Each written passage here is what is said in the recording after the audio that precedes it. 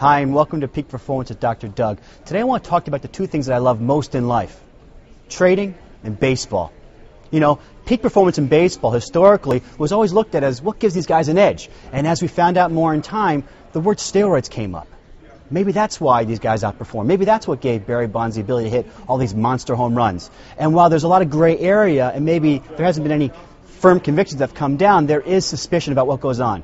Now we're looking at the trading world and insider trading.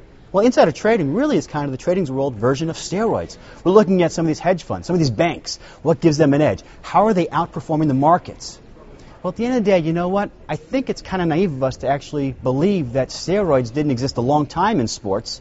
Also, to think about the possibility that some form of information disclosure that maybe wasn't publicly revealed existed in the trading world. It doesn't mean that the world's corrupt. It doesn't mean that Wall Street's going to fall apart. But what it does mean is that you have to look at things objectively, analyze the situation, and maybe find out what your edge is. But to draw conclusions about the whole system is awful and bankrupt and there's not going to be any way to fix it, I think is missing the point.